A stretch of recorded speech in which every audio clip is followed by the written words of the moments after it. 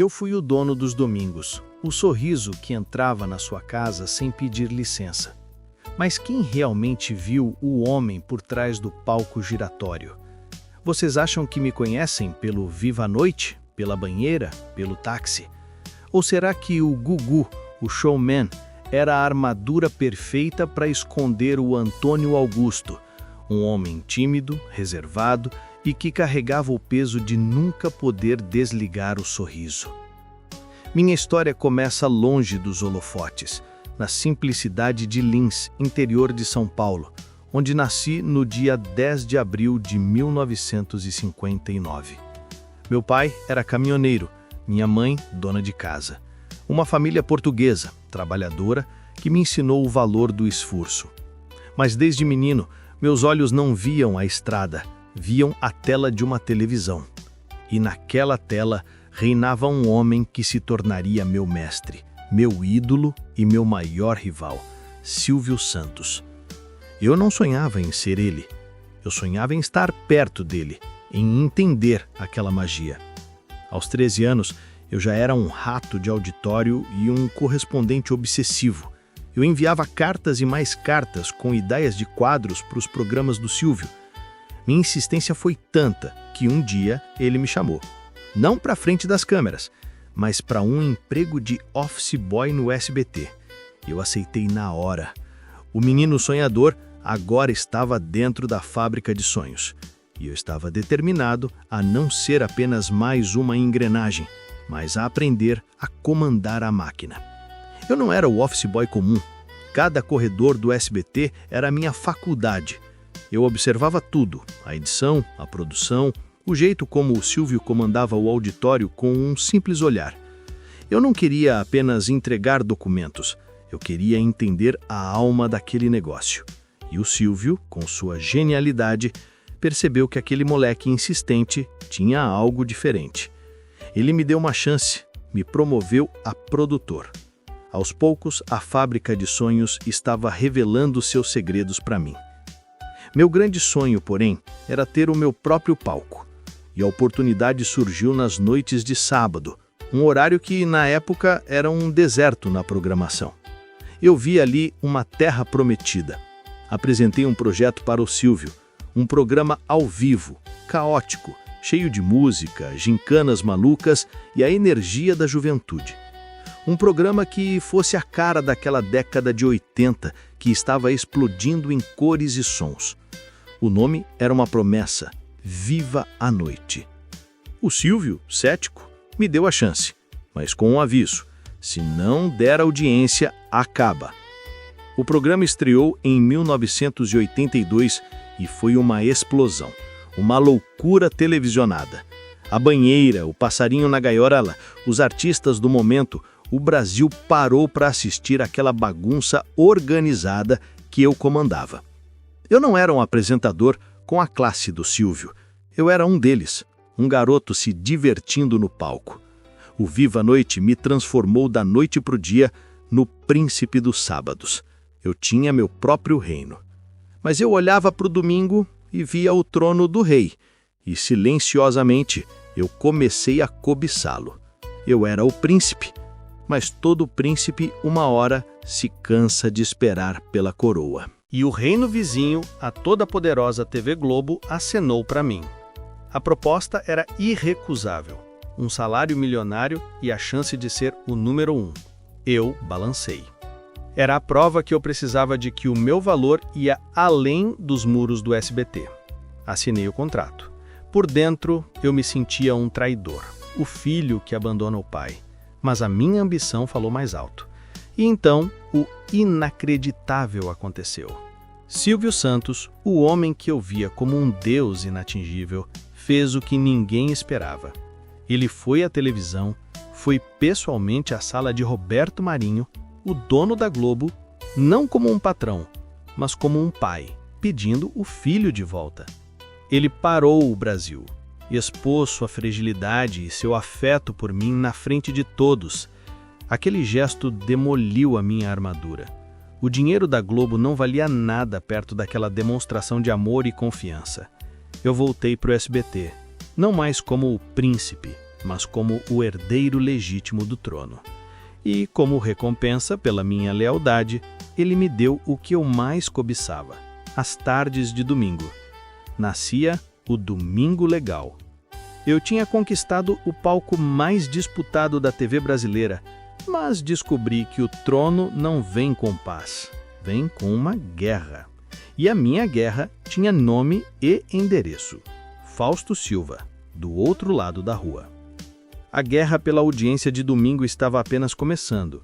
Na guerra pela audiência de domingo, era matar ou morrer. E eu entrei para matar. O Domingo Legal virou o meu coliseu particular, e a cada semana eu precisava oferecer pão e circo para a multidão. Eu dei ao povo o que ele queria, sem filtros e sem hipocrisia. Criei a Banheira do Gugu, um quadro cafona e absolutamente genial, que parava o Brasil e enfurecia os críticos em igual medida. Coloquei uma câmera escondida num táxi e fiz o país rir com a simplicidade. A imprensa intelectual me chamava de rei da baixaria, de sensacionalista. Eles não entendiam. Eu não estava fazendo arte no Museu do Louvre. Eu estava fazendo televisão para a massa. E a massa queria emoção, queria riso, queria se ver na tela. Eu mostrava a tragédia da vida real, as gincanas mais malucas, o artista do momento. Era o caos, mas era um caos que dava 20, 30 pontos de audiência. Por 4, 5 horas ao vivo, eu era o dono do Brasil. Manter aquele circo no ar era de uma tensão brutal. Às vezes, no meio de uma matéria sobre uma tragédia, eu via o ponteiro do Ibope subir e sentia um calafrio. Eu estava explorando a dor alheia ou apenas mostrando a vida como ela é? Era uma pergunta que eu preferia não me fazer. Eu dancei na Pera do Abismo por anos. A linha entre o popular e o irresponsável era tênue. E, cego pela audiência, eu estava prestes a cruzá-la da forma mais desastrosa possível. Eu queria o furo de reportagem, eu queria a vitória a qualquer custo. E o custo eu descobriria da pior forma. Seria a minha própria credibilidade. Naquele domingo de setembro de 2003, o Brasil parou para assistir. O medo, a curiosidade, o choque. A audiência explodiu para níveis estratosféricos. Por algumas horas, eu fui o rei absoluto, o dono da pauta mais bombástica do país. Eu tinha vencido a guerra daquele dia. E então, o castelo de cartas desmoronou. Farsa, armação, fraude. As manchetes dos jornais nos dias seguintes eram como socos no meu estômago. A polícia desmascarou tudo. Os bandidos eram atores. O circo que eu criei com tanto esmero tinha se virado contra o seu mestre. Eu, o homem que comandava multidões, tive que ir a público ler uma nota, pedir desculpas, admitir o erro. Fui investigado. Meu programa foi suspenso. O rei do domingo virou, por um tempo, o pária da televisão. A queda no abismo que eu tanto flertei foi brutal e solitária. Reconstruir meu nome seria a tarefa mais difícil da minha vida. Voltar ao ar depois daquele escândalo foi como entrar num palco sob o olhar de um júri. Cada sorriso meu era analisado, cada palavra pesada. O Gugu moleque, o Gugu do Vale Tudo, tinha morrido naquela crise. O Domingo Legal precisou se reinventar, e eu também. O circo caótico e imprevisível deu lugar a um programa mais contido, mais familiar, mais assistencialista. A baixaria, como diziam os críticos, foi trocada pela emoção controlada. Era menos arriscado. Era o que eu precisava fazer para sobreviver. O que o público não via era que por trás do apresentador ferido havia um empresário implacável. Enquanto minha imagem na TV estava em reconstrução, meus negócios, fora dela, iam de vento em popa. Eu tinha minha própria produtora, a GGP, que era uma máquina de fazer dinheiro. tinha produtos licenciados, investimentos. O Gugu da televisão era vulnerável. O Antônio Augusto dos negócios era uma fortaleza. Essa foi a minha verdadeira salvação. Domingo a domingo, com paciência, fui reconquistando a confiança do meu público. Eles não me abandonaram. Aquele laço que eu construí por décadas era mais forte que um erro, por mais grave que ele tenha sido. Eu sobrevivi à minha maior crise. Aprendi da forma mais dura os limites do poder da televisão. O trono de domingo ainda era meu, mas eu já não era o mesmo rei. E um rei que muda, às vezes, precisa de um novo castelo. O novo castelo tinha um nome: Rede Record. Em 2009, depois de mais de 30 anos na mesma casa, eu recebi uma proposta para ser o rei de um novo império, com o maior salário da televisão brasileira. A decisão de deixar o SBT foi como arrancar um pedaço da minha alma. Eu cresci naqueles corredores. O Silvio não era só meu patrão, ele era meu mentor, a figura paterna que a vida profissional me deu. Comunicar a minha saída para ele foi a conversa mais difícil da minha vida.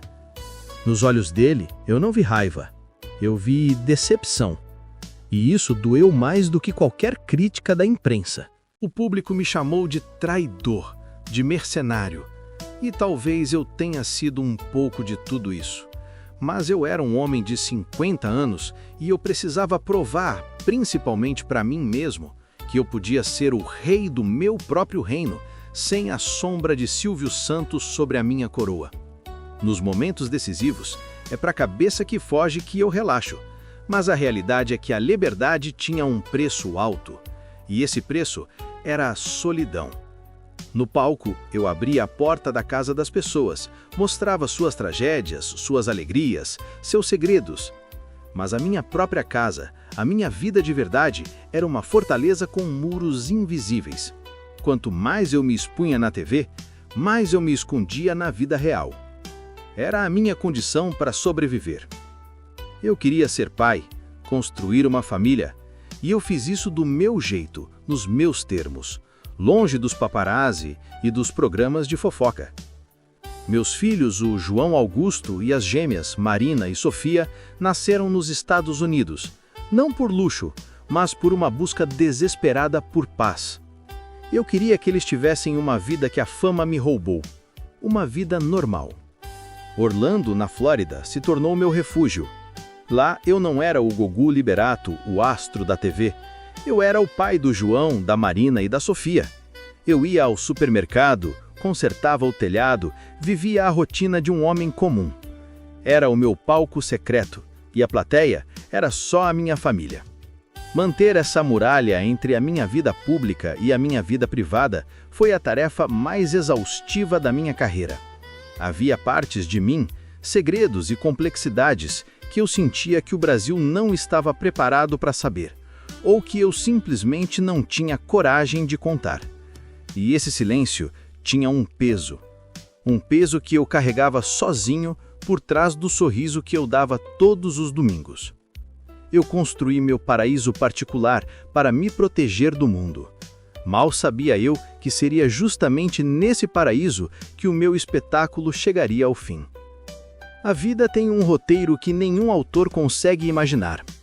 Eu, que vivi no meio do perigo televisionado, das gincanas malucas, dos quadros de risco, não fui derrubado por nada disso. Meu fim não foi em um palco, sob aplausos. Foi no silêncio da minha casa, no meu refúgio em Orlando. Um passo em falso, um acidente banal no sótão enquanto eu tentava consertar o ar-condicionado. A coisa mais comum e doméstica do mundo. E, de repente, a escuridão. E então, o Brasil parou, não por uma guerra de audiência, mas por esperar por um milagre que não veio. Por 2 dias em novembro de 2019, meu nome esteve em todos os lugares, não pelo meu show, mas pela minha ausência, pela espera, pelo silêncio. A notícia da minha morte foi um choque nacional. O sorriso dos domingos tinha se apagado para sempre. O carinho que recebi na minha despedida foi algo que eu nunca imaginei em vida. As filas imensas no meu velório, as lágrimas, as homenagens. Aquele menino tímido de Lins que só queria um espacinho na TV tinha de alguma forma entrado para sempre no coração daquelas pessoas. O espetáculo do Gugu apresentador tinha acabado com uma comoção nacional. Mal sabia eu que um outro espetáculo, muito mais doloroso e revelador, estava prestes a começar. A briga pela minha herança, que exporia todos os segredos que eu lutei a vida inteira para guardar. A fortaleza que eu construí por décadas para proteger a minha vida privada desmoronou completamente depois que eu parti. Meu testamento, minha última vontade, virou o roteiro de um circo midiático muito mais cruel do que qualquer um que eu já produzi em vida. A natureza dos meus relacionamentos, os meus segredos mais íntimos, a minha verdade, tudo foi exposto, debatido e julgado em praça pública. O homem que viveu para controlar sua imagem teve sua imagem final definida pelos outros. Foi a minha última e mais irônica derrota. Mas eu peço que, no final das contas, não se lembrem de mim por essa briga. Lembrem-se do menino de Lins que sonhava com a TV. Lembrem-se do Viva a Noite, do Domingo Legal, do sorriso, da emoção que tentei levar para a casa de vocês. Meu maior patrimônio não estava no banco, estava na memória afetiva de milhões de brasileiros, na trilha sonora dos domingos em família. Fui um comunicador. Eu vivi o meu sonho com toda a sua glória e todo o seu preço. Minha vida foi um espetáculo, com aplausos, vaias e um final inesperado. Se essa minha história, com todos os seus segredos, te tocou de alguma forma, deixe seu like para que a cortina não se feche para sempre. Comente aqui qual a sua maior lembrança dos meus programas e inscreva-se no canal para que outras grandes histórias da nossa TV continuem a ser contadas, porque, no final, a gente sempre se encontra. Existem muitas outras histórias escondidas por trás dos aplausos. Comente o nome do famoso que você quer ver por trás da máscara no nosso próximo vídeo. Valeu, gente!